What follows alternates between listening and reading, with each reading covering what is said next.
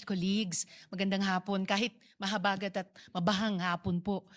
I rise to manifest my full support for the passage on third reading of Senate Bill number 1511, the Enhanced Anti-Hospital Detention Act. I thank our co-authors and colleagues who helped strengthen this measure. Senators Jinggoy Ejercito Estrada, Erwin Tulfo, Joel Villanueva, Robin Hood Padilla, Rafi Tulfo, Kiko Pangilinan, Pia Cayetano, Senate President Pro Tempore Tito Soto, and Senate President Sherwin Gatchalian. Maraming salamat sa inyong mga interbensyon at amendments that helped us improve and strengthen the bill. At the heart of this measure is a very simple principle. Hindi dapat maging bilangguan ang ospital dahil lamang walang pambayad ang pasyente. Kapag medically fit nang umuwi ang isang pasyente, hindi dapat gawing kondisyon ng kanyang paglabas ang kakayahan niyang bayaran agad ang kanyang hospital bill. At lalong hindi dapat i-hostage ang kanyang medical records, personal belongings, o maging ang labi ng isang namatay dahil lamang may natitira pang bayarin. But as principal author and sponsor, I also want to place on record an important clarification because there is misinformation circulating about this bill. May nagsasabing kapag naipasa ito, pwede na raw basta umalis ang lahat ng pasyente nang hindi nagbabayad. Ibabawas na lamang daw ng ospital sa buwis niya, ibabayad nito sa gobyerno ang lahat ng hindi nakolektang utang. At sa huli, gobyerno ang sasagot sa lahat ng hospital bills. Hindi po iyan ang panukalang batas na ipinapasa natin. First, this bill does not cancel a patient's unpaid obligation.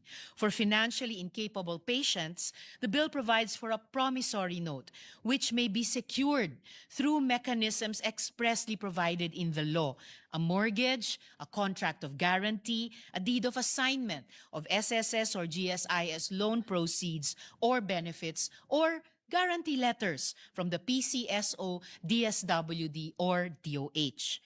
For qualified indigent patients, mayroon pa ring proper assessment and endorsement at kinakailangan ang sapat na guarantee letter mula sa DOH o DSWD. So, this is not a license to simply walk away from a debt.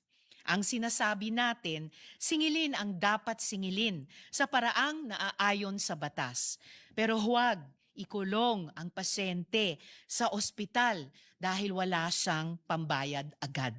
Second, on the tax provision introduced, to which there was no objection from the chamber, hindi rin ito blanket tax write-off ng lahat ng unpaid hospital bills. The provision applies only to the qualifying unpaid balance of a financially incapacitated patient after PhilHealth and other government health assistance benefits have already been deducted and where the balance is guaranteed to facilitate the patient's discharge. Hindi ito automatic, hindi ito basta-basta. Dadaan pa rin ito sa tamang proseso at sa implementing guidelines ng mga kinauukulang ahensya. And to be very clear, Mr. President, nowhere in this bill does it say that government automatically assumes every unpaid hospital bill. Third, may nagsasabi ring bibigyan daw nito ng lisensya ang mga ospital na magpalobo ng kanilang singil. Again, the bill says the opposite. It requires full transparency in healthcare costs and billing and expressly prohibits hidden or unauthorized charges. Kung may pangamba sa pang-aabuso, ang sagot ay safeguards, transparency, and accountability, not detention. In fact, this bill strengthens accountability, where illegal detention results from an established hospital policy or management instruction. Responsible directors or officers may face fines of 500,000 to 1 million pesos, imprisonment of 4 to 6 years, or both. The measure also establishes a patient grievance and redress mechanism, requires prompt action on complaints, and mandates clear patient discharge protocols in our healthcare facilities. Mr. President, we recognize that hospitals have every right to be paid for legitimate services rendered. We also recognize that our hospitals must remain financially sustainable so they can continue providing care. But hospital sustainability and patient rights are not opposing choices.